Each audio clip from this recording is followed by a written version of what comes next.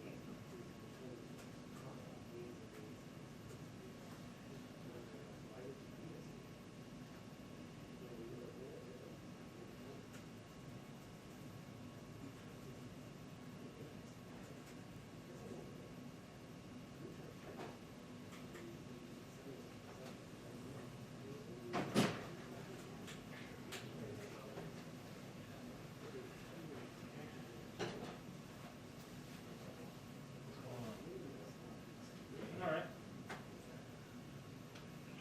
2-minute warning on the press briefing. 2-minute warning on the press briefing.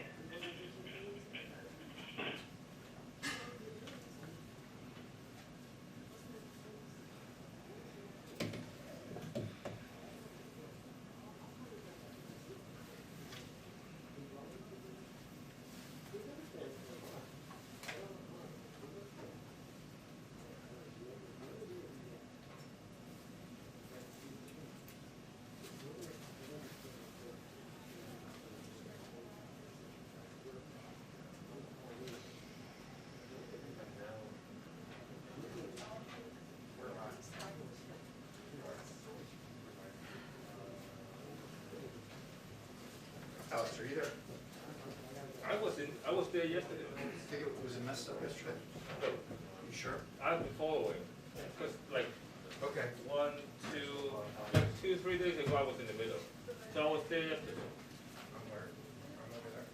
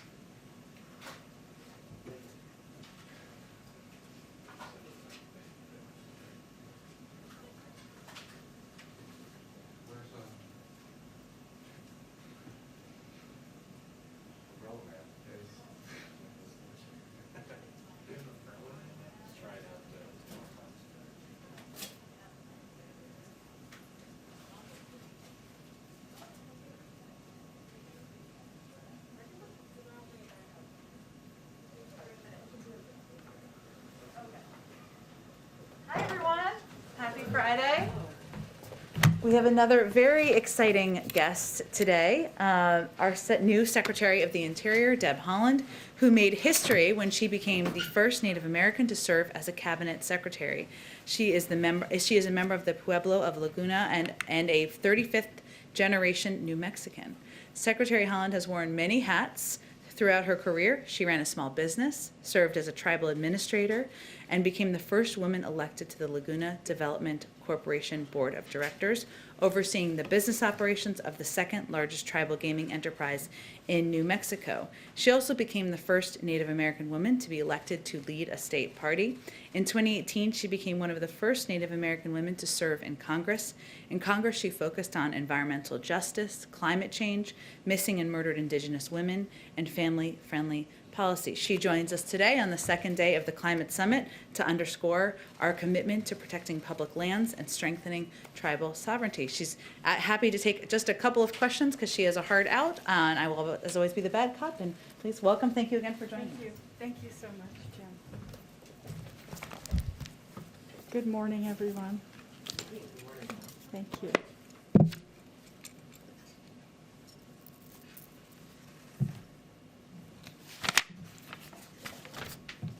Thank you so much, and thank you, Jen, for inviting me to be here today.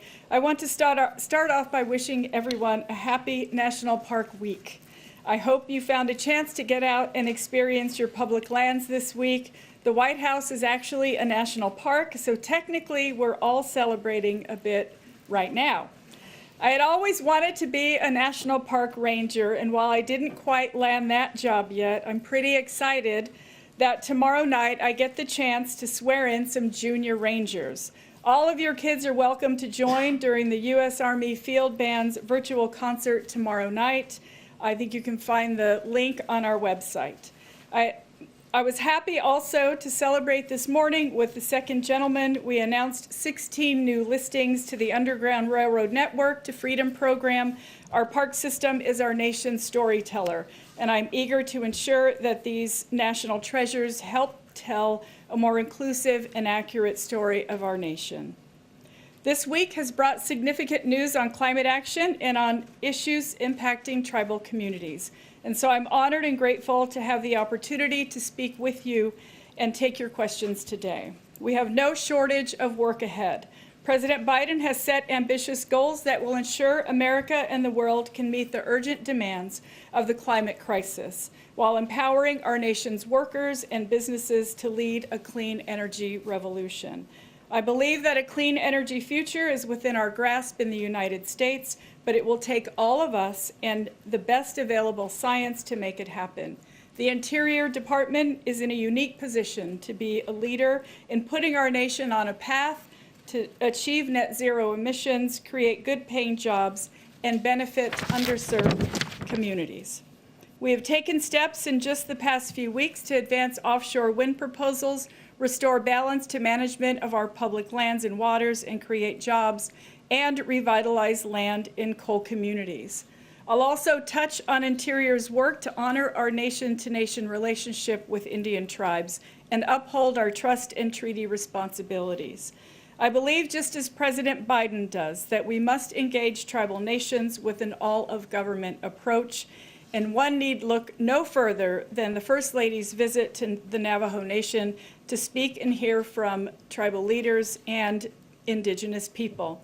For too long, Indian issues were relegated to the tribal offices within federal agencies. If we're going to make sure that Native American and Alaska Native communities thrive, that tribal sovereignty is respected and strengthened, and if we are truly to repair our nation-to-nation relationships, then that means every federal agency needs to be thinking boldly about our obligations to Indigenous peoples.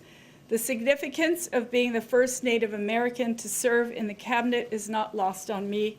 As I stand here today at this podium, I am moved by how monumental this week alone has been for Indigenous representation. On Monday, I delivered remarks on behalf of the U.S. government at the UN Permanent Forum on Indigenous Issues, where I affirmed our commitment to advancing Indigenous peoples' rights at home and abroad. I talked about how we are putting the full weight of our federal government behind a cross-departmental missing and murdered unit to address the crisis in Indian country. Yesterday, I announced that Interior is moving forward to implement the Not Invisible Act, establishing a joint commission led by Interior and the Department of Justice on reducing violent crime against Indigenous peoples. And later today, Domestic Policy Advisor, Ambassador Susan Rice, and I will convene the first White House Council on Native American Affairs meeting of the Biden-Harris administration. We're wasting no time. We have an ambitious agenda, and so I'm ready to roll up my sleeves and get to work across the cabinet in identifying and supporting tribal equities in the administration's core policy pillars. Last, I come from a family that farms, ranches, and hunts. I've grown up in rural and agricultural communities, and I know what it's like to live in a community that's been left behind. These experiences underscore why I believe so deeply in the work that we do at the Interior Department, and why I know that we can and will make a difference in the everyday lives of families across this country. And with that, I'm happy to try and answer your question. Nancy, go ahead. Thank you, Secretary Holland. Can you give us an update on the moratorium on fracking on federal lands, new contracts? Thank you so much. So the pause on new leases is still in effect until we finish a review that is due to the president. That means that the existing leases are still in effect. We are still issuing permits on those lands, and when we finish the review, it's an important review. We're talking to many people. We've had a gas and oil forum. We've talked to many folks across the country. When that review is done, then us and the president will decide next steps. And can you give us a little more details on how that review works, what exactly you're doing, and when you think it'll be concluded? So I can't say exactly when it will be concluded, but as I mentioned, we've had a gas and oil forum already that was virtual. The department folks are talking to governors, to legislators, to folks on the ground. We're talking to it's mostly like getting everyone's input. We want to make sure that every voice has a seat at the table, and it's really that, as well as using the science. And that's how we'll do the review, and it'll go to the president. Go ahead. We've heard from Republicans in Utah talk about their preference for legislation to expand the size of barriers instead of executive action. Do you think there's room for bipartisan work there, or are we probably looking at executive action from this administration? Well, I met with those legislators when I was in Utah, the governor, the lieutenant governor, my former colleagues from the House. Legislators legislate, and I think they should move ahead with legislation if that's what they want to do. We will get the report done for the president and send it to the White House, and it will really be the president's decision. The Antiquities Act is a presidential, it's all him. He can decide. What I did when I went to Utah was make sure that, again, every voice was at the table. We talked to ranchers and farmers. We talked to children who use those lands, and outdoor, economy folks. And so we want to make sure that we include every voice, and that's the report that will go to the president, and he'll decide. Can I ask on a different topic really fast? Yeah. We've heard so many tribes this year talk about really struggling with mental health issues for teens. I mean, a lot of communities around the country, but just teens struggling with depression during this pandemic. Is that an issue that you guys are addressing in this domestic council? I can't, this is our first meeting, so what we're really going to do initially is assign committees to each cabinet secretary. And it will be up to them to look at the topics. Of course, we care deeply about this issue. It's one that I know a lot of people are suffering from, so I appreciate you mentioning that. And once we're able to get a clear path on where we're going with the council, we'll certainly let everyone know. Mario, you got to be the last one, but we'll invite her back. Thanks, Jen. Thank you, Madam Secretary.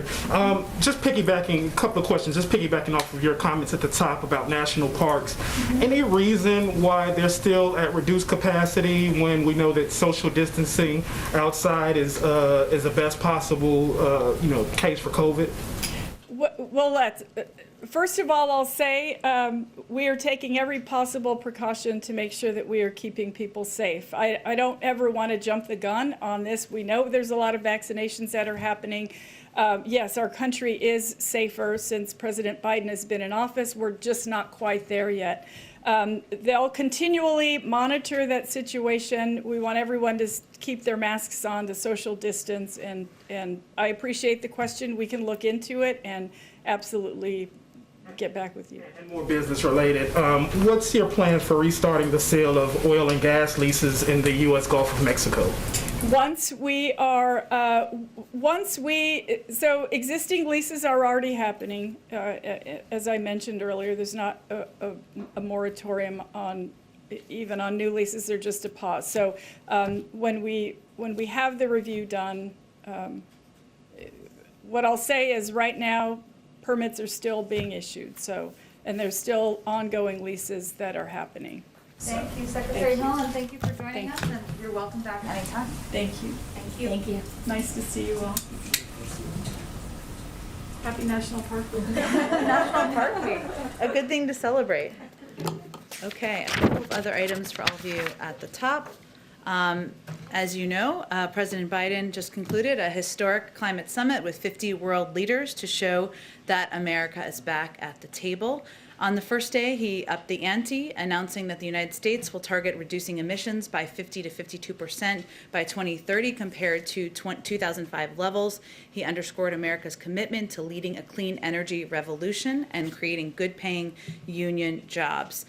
We also want to lead the way here in the federal government toward achieving and act in a way that demonstrates our leadership on these issues. So some examples of our commitments, which some of you may have seen, but include the GSA is committing to power its approximately 186 million square foot federally owned real estate portfolio with 100% renewable electricity by sources by 2025. The Department of Transportation is taking a comprehensive approach to addressing the climate crisis and expanding ways for all modes of transportation to transition to zero emissions. Examples include funding for lower emission buses and expanding access to electric vehicle charging stations. The Department of Defense is announcing a plan to complete climate exposure assessments on all major U.S. installations within 12 months and all major installations outside the continental United States within 24 months using the Defense Climate Assessment Tool. And the EPA will fund $1 million in grants and cooperative agreements through to work with underserved and vulnerable communities, including indigenous communities, to prepare them for climate-related impacts. So it's an across-government approach. Also, I wanted to highlight that today the Department of Education announced plans to distribute $800 million in funding from the American Rescue Plan for states to support students experiencing homelessness. The department also took a series of steps this week to help states and districts access the $122 billion in American Rescue Plan elementary and secondary school emergency relief funds to support the safe reopening of K-12 schools and address equity gaps exacerbated by the pandemic. Also this week, USDA issued a broad range of, the U.S. Department of Agriculture, I should say, issued a broad range of flexibilities that will allow schools and child care institutions to serve healthy meals for free to all kids in the upcoming 2021 through 2022 through school year. Roughly 30 million kids participate in school meals programs, and we know that for lots of kids, school meals are the healthiest meals they consume all day. Due to supply chain issues during the pandemic, USDA is giving schools added resources to maintain the nutrition standards of the school meal programs, including a strong emphasis on providing fruits and vegetables, milk, and whole grains. And because, as many of you know, the pandemic caused steep spikes in hunger and food insecurity, leading to, as we've talked about a bit in here, 1 in 7 families struggling to put food on the table. We are heartened by the sharp decline from the implementation of a lot of these funds, as you can see in this chart, in the number of American households that say they are behind on rent or did not have enough to eat in the past week. Obviously, there's a lot of work to go and a lot more to be done, but we can see a clear positive downward trend on this chart, which is quite encouraging. Finally, a quick preview of the week ahead. On Tuesday, the President will deliver remarks on the COVID-19 pandemic. As you all know, Wednesday, the President will address a joint session of Congress Among other topics, as we talked about a bit yesterday, he will lay out the American Families Plan, the specific details, and discuss a number of other issues that are important and major priorities to him, including expanding access to health care and addressing, putting in place policing reforms. On Thursday, on the President's 100th day in office, he and the First Lady will travel to Georgia to highlight how he has delivered on his promises to the American people. While he is there, he will participate in a car rally. And on Friday, he will have additional out-of-town travel that we will hopefully have more details for you in the coming days. Finally, I know many of you saw this and reported it and tweeted it, but we announced this morning that the President will travel to the United Kingdom and Belgium in June for his first overseas trip as President. This trip will highlight his commitment to restoring our alliances, to revitalizing the transatlantic relationship, and working in close cooperation with our allies and multilateral partners to address global challenges and better secure America's interests. He will attend the G7 in Cornwall, which is happening from June 11th through the 13th. He will then travel to Brussels, Belgium, where he will participate in the NATO summit on June 14th. And while in Brussels, the President will also participate in the US-EU summit. With that, kick us off. All right, thank you. With the climate summit promised reductions in carbon emissions that the President announced this week, without the investments in the infrastructure proposal, can those be achieved? And with that, is there some red line with Republicans that you have as a result of making those goals happen? Well, first, yes, absolutely, it can be achieved because we have several paths toward achieving that objective and that goal. Some include legislation, the American Jobs Plan, but there are additional legislative options. There's executive options that are also on the table, and of course, working with the private sector and states and localities to continuing to take additional steps forward. But I'll also say that we have every intention of getting the American Jobs Plan passed and signed into law. As we saw, and we talked about a bit yesterday, there was a Republican counter proposal yesterday. The stage we're in now is we will have discussions. We'll get a full briefing. We expect those to happen through the course of the next several days. We'll review that plan. We'll ask questions at a staff level, and then the President will invite a number of those members down here to the White House. And if I could ask just one more. Sure. Is the President speaking today with President Erdogan? And with that, the Turkish foreign minister said earlier this week that if President Biden goes forward with his campaign pledge on Armenian genocide recognition, that it would harm U.S.-Turkey ties. How much is that idea weighing on the President's mind as he makes this decision whether or not to follow through on the campaign pledge, especially with the need for Turkish cooperation on things like Afghanistan and Iran? I certainly understand your line of questioning. I know there's a great deal of interest in this particular area. I don't have any calls with foreign leaders to predict for you. As would be the case with any call, we will certainly provide a readout whenever we do a call with a foreign leader and the President of the United States, and actually down the rung below them as well. In terms of delivering on his campaign pledge, I don't have anything to preview for you on that front either. I expect we'll have more in the coming days. Go ahead. Jen, on the Republican counteroffer, now that you've had a chance to peruse it, does the White House have any public reaction to what they're putting out there? Only a day. So there's an initial reaction? As we said yesterday, Nancy, we are, the President's only red line is inaction. We want to have an exchange of ideas on both sides and from both sides of the aisle. In our view, this is an example of that. We're reviewing the details of the proposal. We're starting to have conversations at the staff level today. We expect those to proceed through the course of next week. We'll ask questions. We'll exchange additional ideas. But our view, this is a good start, and we look forward to having the conversation moving forward. But it sounds like you have a bit of a different posture on this counteroffer than you did to their counteroffer to the American Rescue Plan. That's true. We do. The American Rescue Plan was a plan and a proposal that was meeting what we felt was a crisis situation, which was getting the pandemic under control, putting millions of Americans back to work. The president felt, as he said many times, as I said many times, there was an urgency in moving that forward, and there was less flexibility because he felt the size of that package needed to meet the moment. We are quite open to the mechanisms of how his ideas can move forward. It can be in a number of different proposals. It can be worked through negotiating between members of Democrats and Republicans. There are a lot of ideas, including the Frontiers bill that Senator Schumer has put forward, where we feel there's an opportunity to move forward in a bipartisan manner, and there's some overlap with what's been proposed in the American Jobs Plan. So we do see it as different. We do think the process will be different. There's more time to move forward. There's more time to discuss and negotiate, and we'll take advantage of that time available. Got it.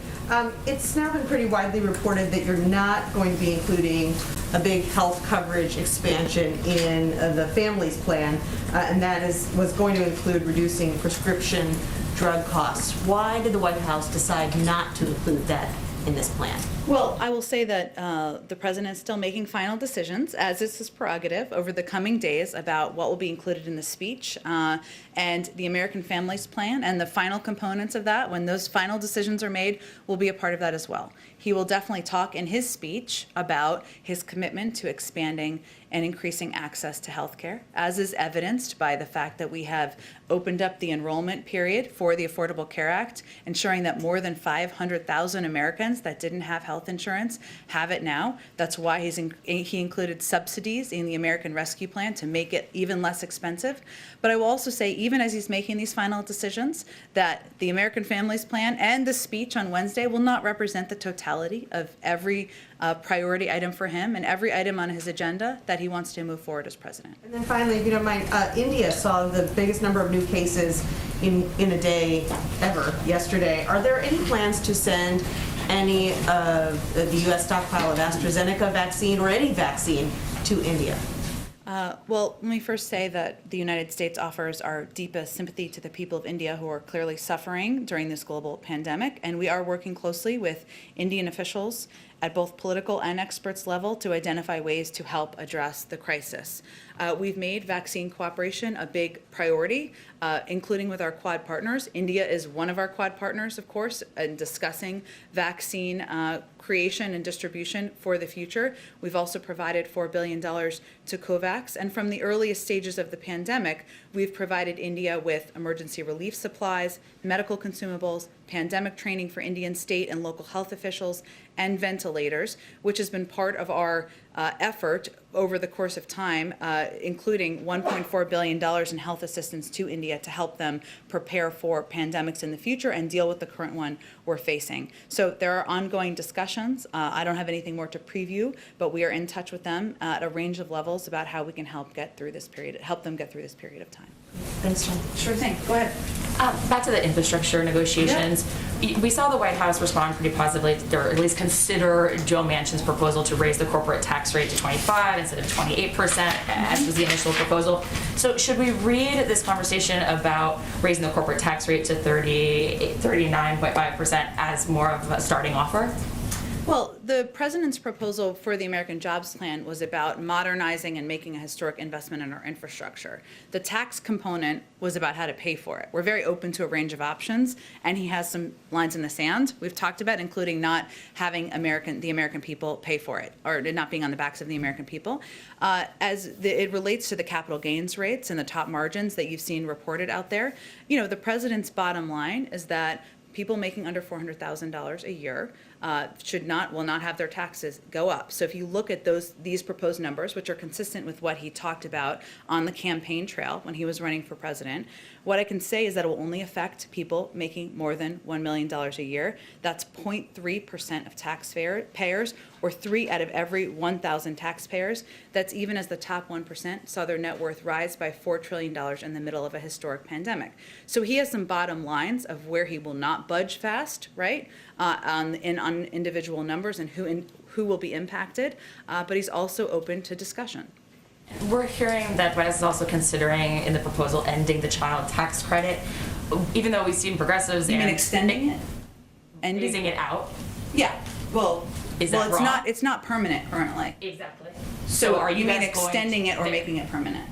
Is that the position, the definite position? Progressives and plenty of moderates also say that it should be extended permanently. Is that the position? Sure. What I was trying to clarify, I apologize, is that it's not currently permanent. So the question is whether it will be permanent. Whether that'll be a red line, like you said, or Well, a definite part of the proposal. And the president absolutely feels that the child tax credit provides essential funding and help to people who need help the most. That's why in the rescue plan, he increased the child tax credit from $2,000 to $3,000 per child and to $3,600 for children under the age of 6. And the expansion was the single largest policy contributor to cutting child poverty, as is evidenced by the chart we had up. We're looking into the mechanisms and the costs of expanding the child tax credit, and that certainly is under consideration for the American Families Plan.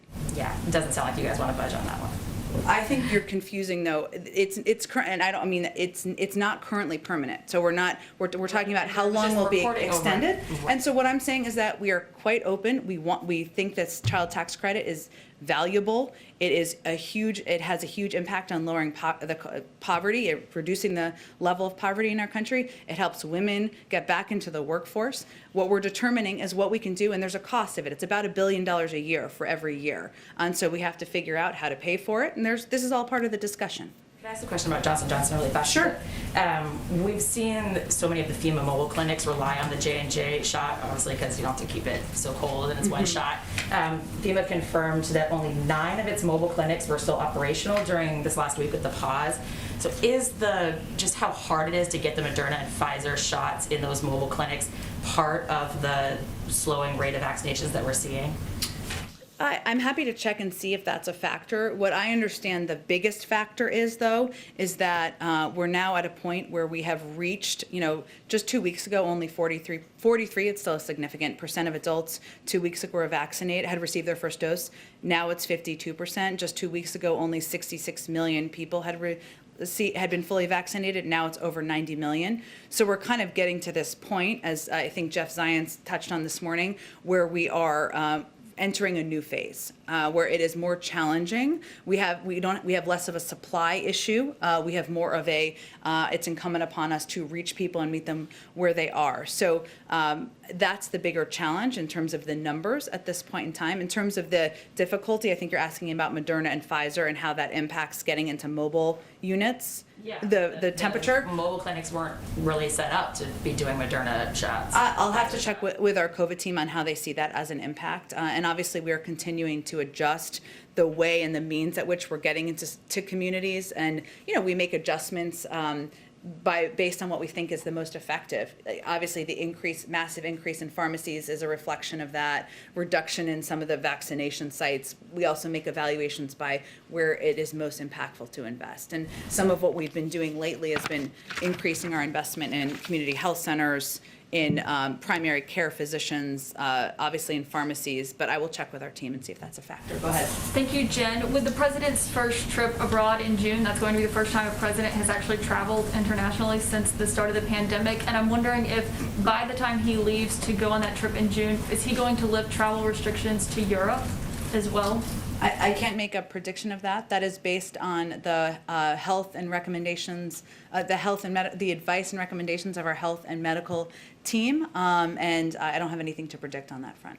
Have there been conversations about that, given he is going to be traveling internationally, about whether it can be a period where everyday Americans also start resuming that kind of a travel? Well, I would say I think most Americans would see it as slightly different from the President of the United States. I'm not suggesting you're saying otherwise, but as the President of the United States making a diplomatic trip, abiding by COVID protocols and flying on Air Force One, than whether it is safe for mass numbers to fly internationally. Obviously, everybody wants that to be reopened. Europeans, we do, American people who would like to travel, but those conversations are really happening between health and medical experts, and they make an evaluation based on what they think is safe for the American public. Okay, thank you. And on climate, there have been a lot of questions about the president's new announcement about what he wants to see by 2030. Yeah. But I think there are still questions about the specifics of how they're actually going to get there. So there have been studies that have suggested that to get to that kind of a goal, more than half of the new cars and SUVs that are being sold at dealerships would need to be electric. Right now, it's only about 2%. Is that something that the president agrees with, that they need to be at half of those being electric by 2030? You know, that's not a goal that's not a number or a goal that he set, because he feels that there are a number of ways to get there. And that, I saw that reporting as well. That's an example of a way to get there. But there are additional ways, you know, including that impact a lot of sectors, from electricity, transportation, buildings, industry, and lands. Our view is there are a lot of pathways to get to reach this goal. Some of it will be done through legislation, through laws that will be put in place. Some of it will be done to incentivize investment in areas like electric vehicles and electric charging stations, which is already happening in the private sector, right? A lot of the car companies will tell you this is where the future of their industries are going anyway, but we want to incentivize and make that something that we can jumpstart in a lot of those industries. But there are a lot of options for how we get there, and so it isn't just one pathway to get there. Okay, well, I've got one more question. On this emergent facility in Baltimore that, of course, has been plagued with issues, it seems like, and now U.S. regulators have conducted a study and found that they did not follow proper manufacturing procedures. They had poorly trained staff. That resulted in the contamination of materials that, of course, ruined what could have amounted to millions of Johnson & Johnson doses. This is a company that got $630 million from the federal government under the Trump administration, but is that a contract that you are going to keep, or has there been discussion about canceling that contract and not working with this company, given they have not produced one usable dose of the COVID-19 vaccine? Well, I think some of the AstraZeneca doses did come from there, but that have gone to other countries. But I will say that we believe the United States for the U.S. For the U.S. $630 million? For the U.S.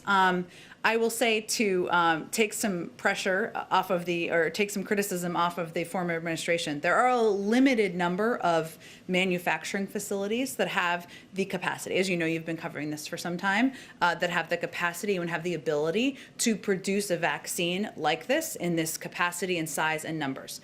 There's no question, hence they haven't been approved by the FDA for manufacturing, that Emergent has not met those bars and over time has not met those bars. In terms of future contracts, I don't have anything to predict on that front, but we'll continue to look for the FDA to give, for it to meet the FDA's bar before we are providing vaccines from there to the American people. So you're still going down that path for this facility to get approved by the FDA despite the number of issues that they've had?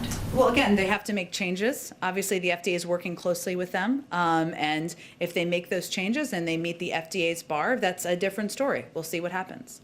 Okay, thank you. Go ahead, Mario. Thanks, Jen. Will the First Lady be attending the President's joint address next week, and will she have guests, as has been traditional in those cases? It will be a little bit different because obviously there will be a limited number of people who are in the Capitol, and a limited number that will be determined by the Speaker's office in terms of who will attend and who will have to watch virtually.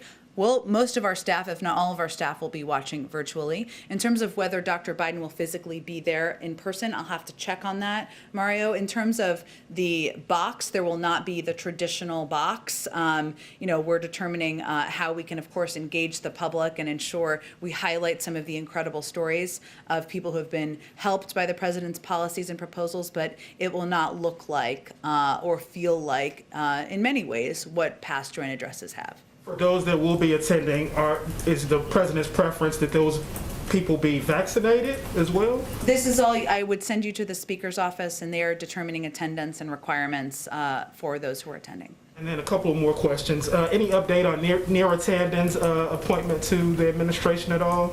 I don't have any update. The President remains interested in and committed to finding her a position in the administration and taking advantage of all of her talents. Last question. Has the President spoken to the families of either Dante Wright or Ma'Khia Bryant in recent days? I don't have any calls to read out for you, Mario. I will check and see if he's had conversations with any of those families, too. Go ahead, Jeff. Jen, follow up on India. You said that your discussions about how to help. Can I just ask specifically if the U.S. is helping with their shortage of oxygen right now? Is that something that the U.S. The shortage of oxygen? Let me check on that for you, Jeff. I mean, we have provided, obviously, a range of funding over the course of time. It's a huge, significant amount of funding. We are likely one of the world's largest contributors to India in terms of, their health needs. And it's gone to a range of supplies and training, but I will check if oxygen is specifically a part of how we can help at this point in time. And they're ongoing discussions, so it may be that that's part of the discussion now. Okay. Also on vaccines, the European Union said today that it is close to finishing a contract with Pfizer to have what would be the largest contract for vaccine for the coming years. Is the U.S. in talks with Pfizer as well to get more vaccine for post-2021? I don't have anything about, I'm not going to be able to read out at any point any contract discussions with any vaccine supplier. I can assure you, having worked with Jeff Zients many times over, he is an over-preparer and committed to over-supplying the United States, as is evidenced by the amount we've purchased to date. And obviously, we're cognizant about the needs in the future. But I don't have anything, I probably won't have anything to follow up with you on contract discussions. Okay, just lastly, yesterday, I think Mario mentioned the stock market dipped a little bit in response to the reports about your tax plans. Just wondered what the White House's feeling is or reaction is to that. Are you concerned about Wall Street's support or lack of support for these policies, and to what extent does that play into your discussions? I've been doing this long enough not to comment on movements in the stock market, but I did see just data factually that it went back up this morning. Go ahead. Maureen, go ahead. Back on healthcare, there's a disagreement among congressional Democrats about how to use the savings from lowering the government's cost on prescription drugs, whether to put it into expanding Medicare or put it into the expanded subsidies for the Affordable Care Act. Is that something that the White House is going to take a position on, or are you going to let the congressional Democrats work that out in any healthcare legislation? Well, the president absolutely wants to lower the cost of prescription drugs and knows the burden on Americans and seniors is far too high. He's talked about that on the campaign trail. I expect we will be in discussions about what the plans are and what the options are, but we're not at the point to talk about that publicly quite yet. Go ahead. Thanks, Jen. On the border, the administration has repeatedly cited the use of Title 42 to demonstrate that the border is not open. This is a Trump policy that progressive groups are increasingly arguing that it denies migrants who are fleeing violence and persecution a right to even apply for asylum. I wanted to know, what is the White House's message to these groups who largely are supportive of this White House, who are concerned about the continuation of this Trump policy? Well, Franco, I would say first that we consider it a policy that was put in place or that we've continued to implement because we're still in the middle of a global pandemic, and that keeping the American people safe and ensuring that we are taking responsible steps as it relates to the pandemic is front and center for the president, and certainly that's what we would convey to any of these groups. At the same time, we absolutely believe that we should be a country that wants to treat people humanely, as is evidenced by our efforts to treat children who come into this country, who are under 18, who are coming as unaccompanied children, in a manner that was not the same as the former administration. So we understand and we have heard the frustration about this issue, but our objective, as the president's objective, is to keep systems in place or keep policies in place or implement policies that help us address the pandemic. Do you have some goals or some goals of when you may be able to lift Title 42? I can't make a prediction of that. That will, of course, be based on what the evaluation is by our health and medical experts on the status of the pandemic and the safety of the American people. Can I ask you just follow up on the Turkey question? Sure. I mean, Turkey is a NATO member. Is the administration taking into, what consideration is the administration taking into the concerns that Turkey has about potential of this weekend's activities? I certainly understand all the questions. I just don't have anything I'm not going to get ahead of the president or get ahead of any decisions or announcements. And obviously, any decision that the president makes on foreign policy takes into account concerns expressed by allies and partners around the world. Can I ask one more about immigration? Sure. You know, as we approach 100 days, obviously COVID-19 was the biggest challenge that this administration faced. Yep. But immigration was another one that took a lot of oxygen and political time from this White House. Is there any, does the White House feel like it could have communicated anything differently, done anything differently to address this challenge? Not only Republicans, but even some Democrats have been concerned about some of the messaging. Well, I would say there's no question. We've recognized that this is a challenging issue, and we knew that it would be when the president changed the policies of the former administration when he came into office. And obviously, welcoming in or ensuring that we had the capacity, we were using resources to treat children humanely and ensure they're safe is a change in the last administration's policy that was going to dissatisfy some who were supporters of the last administration, but not satisfy enough, as you alluded to in your question, some who think we should be welcoming many more across our borders. So it certainly is an issue. As you know, you've covered this quite closely, where we recognize we were never going to satisfy everyone. And what the president's objective has been is to focus on the unaccompanied children, those who had been ripped from their parents' arms, those who were being asked to take a treacherous journey back, ensure we could take steps there. He also wants to push for comprehensive immigration reform, providing a pathway to citizenship, ensuring we're investing in addressing the root causes in these countries. That's something he announced on day one of his presidency. So we are well aware, and there was some reporting this morning that this was an issue that some supporters of the former president and some Republicans in Congress apparently are licking their chops about how to make children a political issue. We don't see it that way. And we felt this was the moral right step to take, and we're going to keep working with immigration advocates, with groups out there to get this bill passed, to get the Dreamers legislation passed. That continues to be a big objective for the president. Go ahead. Thanks, Jen. Is the president aware of the shooting death of Andrew Brown, a black man from Elizabeth City, North Carolina? And does he believe that body camera footage from the police officers involved in the incident should be released? He is aware of it. I've not talked to him about his particular view on that, and I believe he'd likely leave that up to law enforcement and others to work out. Does the White House have a comment on that particular incident as well? Obviously, the loss of life is a tragedy, and obviously we're thinking of the family members and the community who have lost a loved one. There'll be an investigation into this shooting or into this death, and we will look for the outcome of that. Okay, on infrastructure, you had noted that the president will travel next week to Georgia immediately after his joint address, I guess is what we're calling it this year, his joint address to Congress. Always the joint address in the first year of a presidency. A little history note, After his joint address, do you have any other travel that you can preview for us?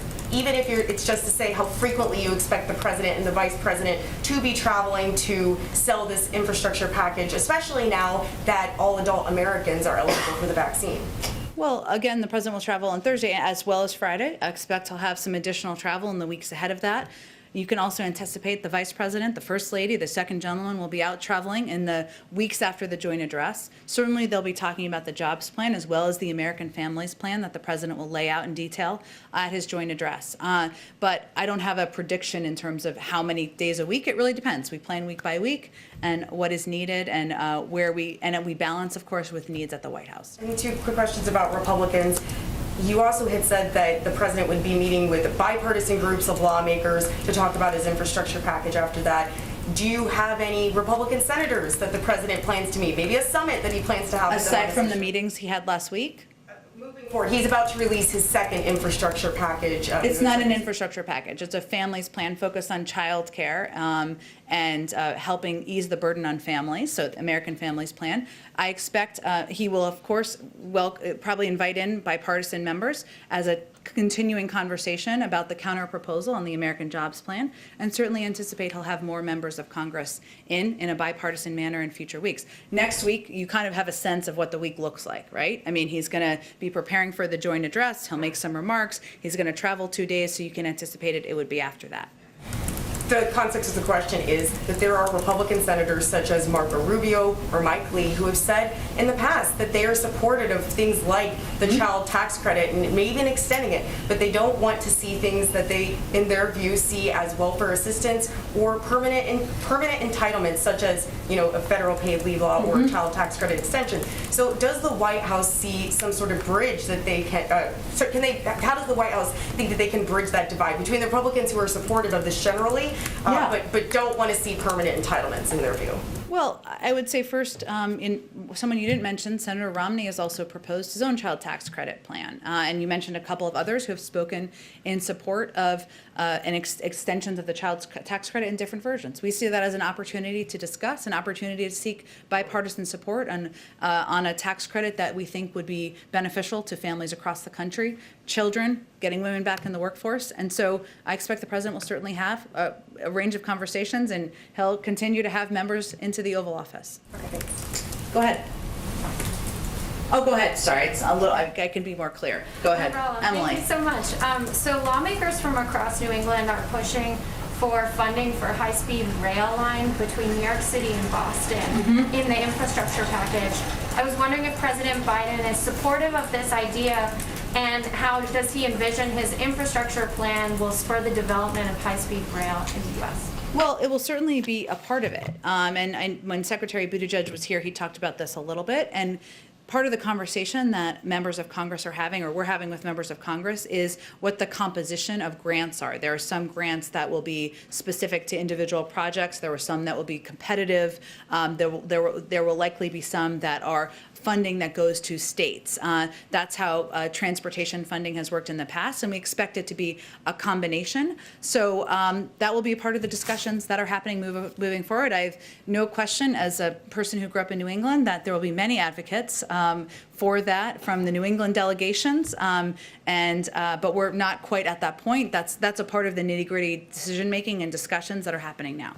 Can I just clarify, though, as a huge rail supporter, can you clarify whether it is his goal that this infrastructure package will either advance or start a new high-speed rail line in the U.S.? There's only one under construction now. Certainly, high-speed rail is part of an option of investment. And as the president, as you know, as you alluded to, the president is a big fan of Amtrak and railways himself.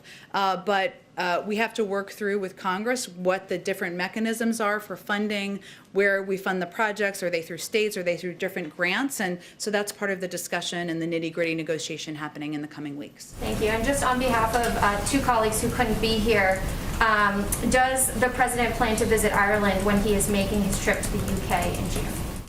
Well, I announced the confirmed parts of his trip at this point in time. I don't have any additional stops to add, but the trip is 2 months away, a month away, 6 weeks away. It's all running together. And if we have more trips or components of the trip to announce, we will do that. But there's not currently a planned Ireland stop on this trip. Go ahead. Thank you, Jen. The administration has given itself until, I have a question about refugee admissions. Sure. The administration has given itself until May 15th to decide whether it's going to revise upwards its cap of 15,000 refugee admissions between now and September 30th. What would be the reason for not going all the way up to the cap that the administration communicated already to Congress of 62,500?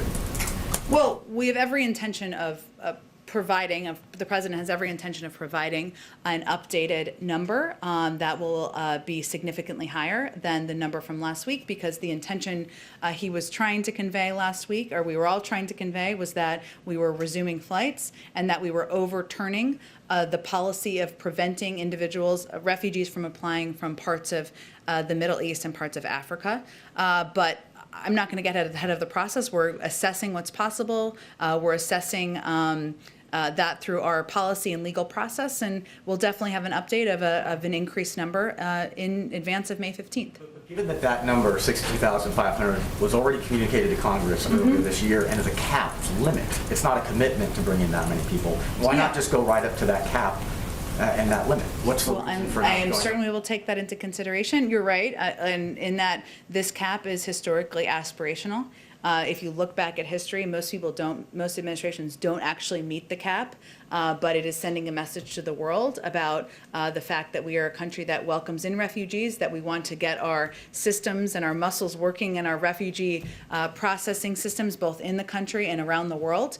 There were some limitations this year that were unique to this year, in part because of COVID, in part because of the fact that the systems were decimated under the last administration, and we just have to take a look at all of that. But I think it's an important point you touched on that I'd highlight, that oftentimes this is an aspirational goal and one that we are just trying to reach to send a message to the world about who we are as a country. Does the Biden administration see increasing the number of refugees admitted each year as a long-term solution to helping alleviate the pressure on the border, people who come to the United States illegally because they don't have other legal avenues? Does the Biden administration see increasing the number of people allowed in the refugee program as a long-term solution to resolving the pressure on the border? I don't think we see it through the same prism exactly like that. It's an interesting question. The president's cap, or the president's objective, has always been consistently from February through last week, welcoming in 125,000 by the end of next fiscal year. So really what we're talking about here is what the cap is for this fiscal year. And as I mentioned, we've been dealing with a few challenges, but we're assessing that. We will have an increased number very soon. But as you know, a lot of these refugees are not coming, they're coming from all around the world. They're coming from Africa, they're coming from the Middle East, they're coming from many parts of the world. And so while it's all related, because it's representing who we are as a country and welcoming in people who are freeing persecution, freeing challenging circumstances, I don't think he sees it exactly through that prism. Do you have an update on the number of refugees that have been admitted into the United States under the Biden administration? Over the last week or so, or over the last few weeks, I think we do have numbers. I'm happy to get those to you after the briefing. We've seen, because of flights resuming, we've seen an increase even just over the last week. Go ahead. Just going back to the trip to Europe, the statement today mentions a bilateral meeting with Boris Johnson. Do you know any of the priorities that will be discussed at that meeting? And just relatedly, a couple of years ago, President Biden, before he was president, obviously, said he thinks Boris Johnson is the physical and emotional clone of Donald Trump. Does he still hold that view? I don't have anything yet to preview for you about the agenda. A lot of it will be dependent on what the world looks like at that moment in time, but there are a range of issues we, of course, discuss with our partners in the UK that I expect will be on the agenda. So as we get closer, we'll have more to say. And of course, the president is meeting with him as a fellow global leader in the global community, and it certainly sends a message about the special relationship we have with the United Kingdom, that this is his first trip. And also the NATO summit, President Trump always liked to claim that he was successful in getting NATO members to pay more. Does this administration think President Trump deserves some credit for that, and are there elements of his approach that this administration will continue? I know he thought he invented that, but having worked in the Obama administration, I can say that the objective has always been encouraging members of NATO to pay more, pushing members of NATO to pay more, and that's consistently been the U.S. policy for some time. Go ahead. Thank you, Jen. A follow-up on David's question on the trip to the UK. Would President Biden like to meet the Queen? Would he like to meet the Queen? We're still, who wouldn't want to meet the Queen? Don't you? For that. Well, we're still finalizing what the details are of the trip, so I certainly understand the interest. I'm interested as well myself, and we will have more to share with all of you as the final details are put together. Okay, now on the climate summit, President Biden just said that the announcements from Brazil were encouraging. My question, was it enough, and does it change the administration perspective about a possible bilateral climate deal with Brazil, or possible assistance to Brazil related to the Amazon? Well, first let me say that reaching carbon neutrality by 2050, 10 years earlier than previously committed and with no preconditions, as President Bolsonaro announced, and his commitment to double funds available for enforcement are crucial steps toward eliminating illegal deforestation by 2030. And so we were pleased that he recognized the important role of and we were also pleased he recognized the important role of the private sector in helping us find solutions. We agree with his emphasis on the necessary involvement of indigenous people and traditional communities in protecting protecting standing forests and biodiversity, and with his recognition of the important role of the private sector in helping us find solutions. We look forward to continuing to work with Brazil, to continuing the dialogue, and we feel that his announcement yesterday was a good step forward. So does it change this perspective about a possible sending assistance? Bolsonaro also asked for assistance to protect the Amazon. So, I have nothing to preview in terms of that, but certainly his announcements and pronouncements were received positively here. I expect there will be a great deal of follow-up, lots of discussions from our climate envoy and others who are leading this effort from the administration. So would now be a good time to call the Brazilian president, to have a call between the two presidents? I don't have any calls to preview for you. There's a lot of, there are a number of officials, including our special envoy, who are leading the efforts for follow-up from the summit. It certainly is significant that we had 40 global leaders, some of the world's biggest economies and emitters here over the last 2 days, well, virtually here, discussing this, and there'll be a great deal of follow-up from here. Jen, one more. So today the discussions at the summit were around clean energy. A lot of discussions about solar energy. Would President Biden consider bringing back the solar panels here in the White House? At the White House? Oh, that's a good question. I will have to check with our, probably the GSA. I will have to see who makes that determination, but we are pro-solar panel around here, so I will see where things stand on that front. Last one. We didn't hear much about the connection between epidemic and the deforestation during this summit. And science shows that about 70% of epidemics start with deforestation. So what is the Biden administration doing to reduce the risk of future pandemics emerging from areas experience high deforestation like the Amazon? Well, certainly addressing deforestation is not just a climate issue. It's a big climate issue. It's also a health issue. And, we are encouraged, again, by the announcements made by the president yesterday. And we will continue to work with a range of countries around the world and through international forum to ensure the world is preparing for preventing the next pandemic. There are discussions here in Washington about creating a global fund for this specific point. So would the White House support a global conservation fund to stop deforestation in order to prevent future pandemics?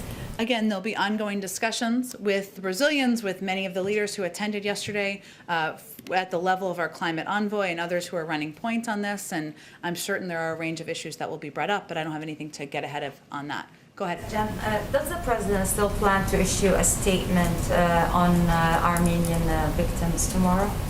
I don't have anything to predict. I expect he will have a statement, marking the day, but I don't have anything to confirm for you or predict about the content.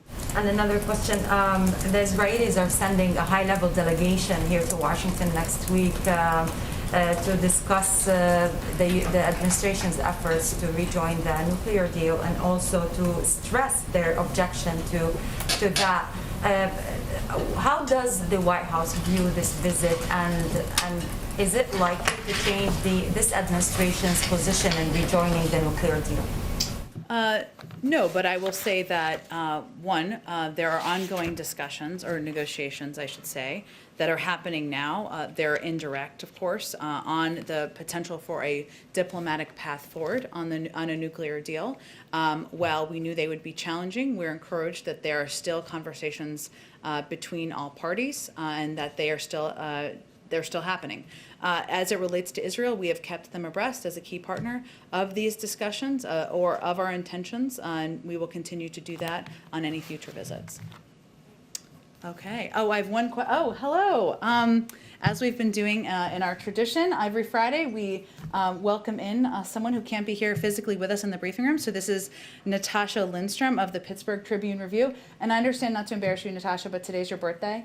Is today your birthday? Oh, we can't hear you. Uh-oh.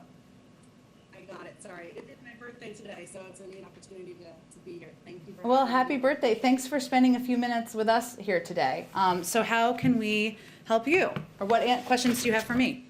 I was going to say to the press corps, but that's not actually how this works, but go ahead. That would be great. So the pandemic shined a spotlight on many long-standing problems plaguing nursing homes across Western Pennsylvania and nationwide, including facilities that have gone understaffed, and demonstrate a history of poor infection control and ineffective management long before COVID. There's also been the trend of historically poor performing operators owned by complex webs of private equity investors and shell companies, increasingly snapping up cash-strapped facilities across our state and around the country. The setup can make it hard to figure out who's in charge and where the money's going. It also can allow owners to ensure accountability should anything go wrong. And it makes it tough to follow the money, even though the majority of the budgets are federal taxpayer dollars via Medicare and Medicaid payments. Legislation in various forms to improve nursing home quality and transparency has bipartisan support, including bills put out by the likes of Pennsylvania Senators Bob Casey and Pat Toomey, but much of it has stalled for years. Now, during the pandemic, we have seen an increase in scrutiny by the likes of HHS and CMS.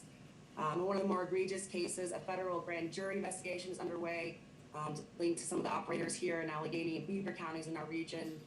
Can you elaborate on what concrete actions are being taken or will be taken moving forward on regulatory, legislative, investigative, or other fronts to ensure accountability and transparency in the long-term care sector? How can we make sure the federal government, states, and owner-operators are all doing what they should be doing to improve the level of care, even beyond COVID?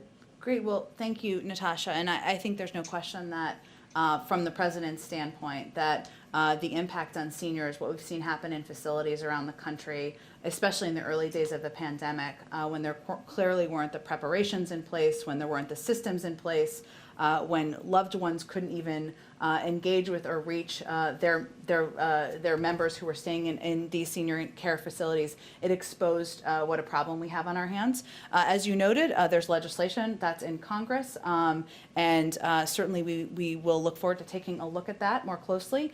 And I expect, as we are getting to the stage where the pandemic is hopefully under control, that's our objective in the coming months, that we will all take a look at and reflect on what changes should be made for the future to be better prepared, to take better care of our seniors, to take better care of our communities in the future.